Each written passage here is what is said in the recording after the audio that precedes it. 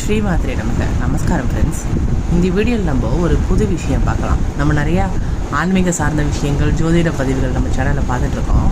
ஒரு சின்ன அனாலிசிஸ் மாதிரி இந்த வீடியோவில் பார்க்கலாம். ஸோ நம்ம முதல்ல விஜயோட ஜாதகம் தான் இதில் போட்டிருக்கேன்.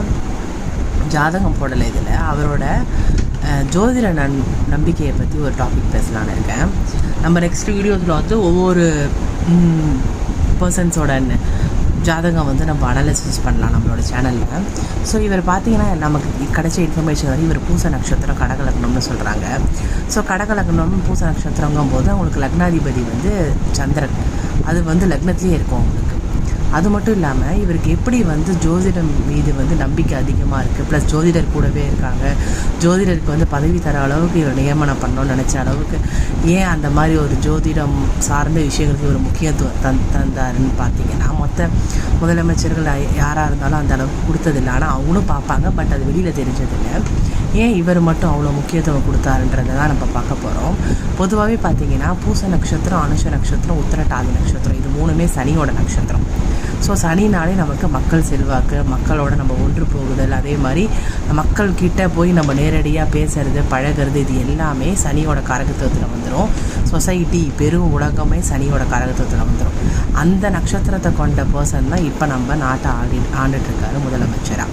இவர் வந்து சினிமாவில் வந்து பெரிய ஸ்டாராக இருந்தார். அதுக்கு வேறு கிரக காம்பினேஷன் இருந்தது. பட் எப்படி இவரால் வந்து சிஎம்மாகவும் இருக்க முடியும், ப்ளஸ் ஜோதிடம் மீது நம்பிக்கை இருந்ததுன்னு பார்த்தீங்கன்னா அதுக்கு முக்கிய காரணம் வந்து பூச நட்சத்திரம் தான். பொதுவாக பார்த்தீங்கன்னா பூசம் வந்து மிகப்பெரிய ஆன்மீக நட்சத்திரம்னு சொல்லுவாங்க. ஆன்மீக நட்சத்திரம்ன்ற எதனாலனா பூச நட்சத்திரத்தில் தான் வந்து குரு வந்து உச்சமடைகிறார். இப்போ நம்ம கோச்சாரத்தில் வந்து குரு வந்து கடகத்தில் தான் இருந்துகிட்ருக்காரு. புனர்பூசத்துலேருந்து பூசத்துக்கு போக போகிறாரு.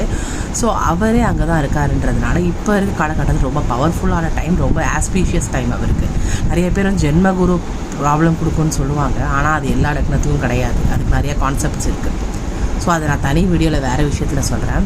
ஸோ இவருக்கு ஜோதிட மீனாத நம்பிக்கைக்கு காரணம் பூச நட்சத்திரம் ஃபஸ்ட்டு பாயிண்ட். அப்புறம் அந்த பூச நட்சத்திரத்தில் குரு உச்சமாகிறதுனால குருவோட அருள் இவருக்கு அதிகமாக இருக்குன்றது ஒரு பாயிண்ட். அது மட்டும் இல்லாமல் இவர் பிறந்தது பார்த்திங்கன்னா ஆனி மாதம் வந்து சூரியன் வந்து உங்களுக்கு மிதுனத்தில் இருக்கும். மிதுனமே பார்த்திங்கன்னா உங்களுக்கு அஸ்ட்ராலஜி சார்ந்த விஷயங்கள் நம்பிக்கை கொடுக்கக்கூடிய பாவம் அது. நம்மளோட ஜோதிட வித்வான் சகாதேவன், மகாபாரதத்தில் இருப்பார் சகாதேவன், அவருமே ஜோதிடத்தில் ரொம்ப பெரிய ஞானி. ஸோ அதனால் வந்து இது ஒரு பாயிண்ட் இருக்கலாம் அவரோட ஜோதிட நம்பிக்கைக்குன்னு நான் என்னோடய அனாலிசிஸ் மூலமாக உங்களுக்கு தெரிவிக்கிறேன். ஸோ உங்களோட கருத்துக்களும் நீங்கள் கமெண்ட் பண்ணுங்கள் ஃப்ரெண்ட்ஸ். ஸ்ரீமாத்ரே நமக்கு.